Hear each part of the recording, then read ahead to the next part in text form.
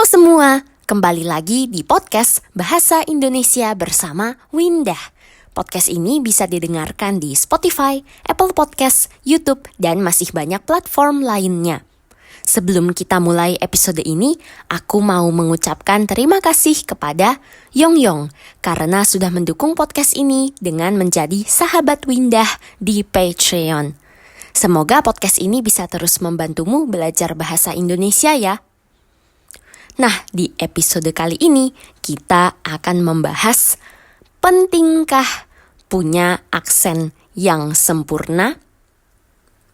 Pertanyaan ini sering muncul di kepalaku. Setelah bertahun-tahun mengajar dan belajar bahasa, aku rasa tidak ada jawaban mudah untuk pertanyaan tadi. Karena itu, menurutku topik ini sangat seru untuk didiskusikan. Nah, pertama-tama, apa itu aksen? Aksen pada dasarnya adalah cara seseorang berbicara. Di episode sebelumnya, kita sudah membahas kalau tulisan tangan setiap orang berbeda-beda. Kita bisa melihat keunikan atau bahkan sifat tiap orang dari tulisannya. Nah, begitu juga dengan cara berbicara. Setiap orang mungkin punya aksen yang dipengaruhi tempat tinggal atau daerah asalnya. Aksen dalam bahasa Indonesia juga bisa diterjemahkan menjadi logat. Tapi kata aksen dan logat ada sedikit perbedaan.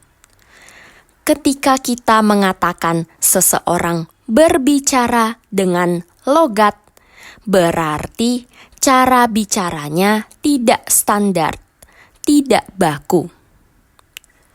Bahasa Indonesianya masih ada logat kental. Berarti kita bisa mendengarkan logat daerah. Mungkin logat Jawa, logat Sunda, atau logat Medan. Nah, logat daerah yang sangat kental atau bahkan belum lancar berbahasa Indonesia bisa kita sebut totok. Terutama untuk logat Tionghoa. Nah, kalau logat Jawa yang kental, bisa kita sebut medok. Selama ini aku bertanya-tanya, bahasa Indonesia yang standar, yang benar, yang asli itu seperti apa sih? Waktu berbicara di dalam podcast ini, aku berusaha mengurangi logatku sebisa mungkin. Tapi ya, tetap saja tidak bisa benar-benar hilang.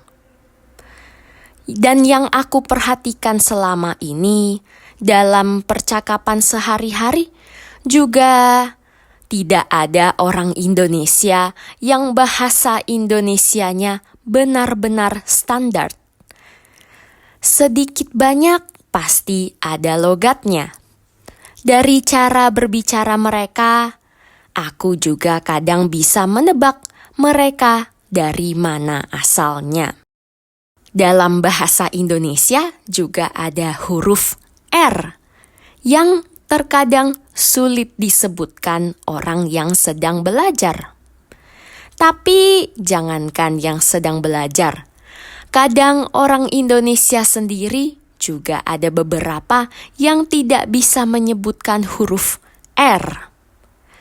Nah, orang yang tidak bisa menyebutkan R, kita sebut cadel. Jadi, gak apa-apa kalau waktu para pendengar menyebutkan huruf R masih belum sempurna. Nah, kalau aku sendiri, waktu berbicara dalam percakapan sehari-hari, logatnya suka campur-campur. Selama di Indonesia, aku pernah tinggal di kota yang berbeda-beda. Mulai dari Jakarta, Depok, Binjai di Sumatera Utara, dan Salatiga. Jadi cara bicaraku terkadang berubah-ubah. Kadang-kadang bisa medok, kadang juga keluar logat Medan dan logat Jakarta. Aku juga sering banget mengubah logat sesuai lawan bicaraku. Jadi kalau lagi ngobrol dengan orang Jakarta, aku juga pakai logat Jakarta. Tapi kalau lagi marah atau kesal, aku paling suka pakai logat Medan. Nah, itulah soal aksen bahasa Indonesia. Kalau para pendengar belum tahu, aku dulu kuliah S1 Pendidikan Bahasa Inggris. Awal-awal kuliah, aku merasa bangga karena bahasa Inggrisku tidak ada logat Indonesianya. Sementara teman-teman kuliah lain bahasa Inggrisnya lumayan medok. Apakah itu berarti bahasa Inggrisku lebih bagus? Banyak orang yang berpikir logat bahasa Inggris yang benar adalah logat Amerika dan Inggris. Kalau begitu, bagaimana dengan logat lain? Seperti bahasa Inggris dengan logat India, logat Singapura, dan sebagainya. Apakah salah? Waktu kuliah aku belajar ada yang namanya World Englishes. Berbagai macam aksen bahasa Inggris di seluruh dunia. Akhirnya aku belajar. Kalau tujuan belajar bahasa Inggrisnya untuk komunikasi, untuk menyampaikan pikiran, dan bertukar pikiran, lebih baik kita terbiasa mendengarkan aksen bahasa Inggris yang berbeda-beda, supaya kita bisa dengan nyaman berbicara dengan banyak orang dari negara yang berbeda-beda. Jadi, ketika mengajar bahasa Inggris, lebih baik pakai video dengan aksen yang berbeda-beda. Walaupun begitu, tetap saja waktu mengajar bahasa Inggris, aku sangat memperhatikan pengucapanku. Baru saja kemarin ada satu kejadian lucu. Aku bilang kepada temanku, kalau aku mau beli telur. I wanna go buy some eggs. Lalu dia bingung. Apa itu? Aku bilang, telur. Oh, eggs. Jadi sebenarnya cara menyebutkan telur itu eggs atau eggs. Jangan-jangan selama ini aku salah. Ternyata cara menyebutkan kata telur dalam bahasa Inggris banyak cara yang berbeda-beda. Nah, selama mengajar, aku berusaha memastikan pengucapanku benar. Menghindari logat Indonesia. Pakai logat Amerika atau Inggris. Jadi agak seperti paradoks ya. Logat apa yang harusnya aku pakai? Apakah pengucapanku harus seperti orang Amerika? Tapi aku kan orang Indonesia. Wajar dong.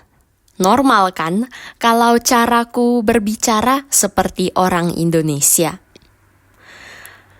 Pada akhirnya, waktu mengajar daripada pengucapan yang sempurna, aku lebih mengutamakan muridku bisa mengerti dan menyampaikan isi pikiran mereka. Waktu belajar bahasa, Contohnya bahasa Mandarin, aku juga sering memikirkan logatku. Beberapa minggu yang lalu, aku menonton sebuah video di YouTube yang judulnya The Dark Side of Being Good at a Foreign Language. Sisi gelap jago bahasa asing. Dan di dalam thumbnailnya ada tulisan, My perfect accent backfired. Aksen sempurnaku menjadi senjata makan tuan. Aku berpikir ketika melihat thumbnail itu.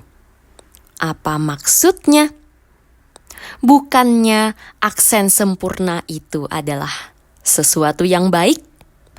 Mungkin orang itu sedang pamer. Lebih tepatnya, humble bragging. Ternyata tidak loh. Waktu menonton video itu, aku setuju dengan yang dikatakan. Video itu pada intinya mengatakan, tujuan belajar bahasa bukan hanya aksen yang sempurna, tapi untuk berkomunikasi, untuk menyampaikan pikiran. Aku jadi sadar kalau waktu berbicara bahasa Mandarin, aku sering takut-takut, enggak berani banyak bicara. Seringkali bahkan aku tidak mau orang lain tahu aku bukan orang Tiongkok. Ada sedikit rasa malu. Memang sih, kadang aksen sempurna itu juga berguna. Contohnya untuk menghindari penipuan. Kan kadang-kadang ada penipu yang sengaja mengambil keuntungan lebih dengan orang asing. Tapi kebanyakan karena takut-takut, aku jadi tidak banyak bicara. Jarang latihan ngomong bahasa Mandarin. Kan sayang banget ya. Cuma 2 tahun di Tiongkok, tapi jarang ngomong. Jadi belakangan ini aku berusaha lebih berani bicara. Kadang-kadang aku juga tidak malu menjelaskan. Maaf, aku bukan orang Tiongkok. Aku enggak terlalu paham.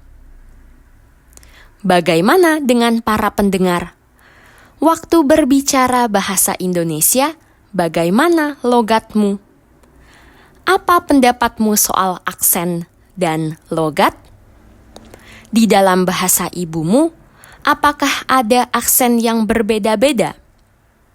Mungkin para pendengar juga punya pengalaman unik tentang aksen dan logat.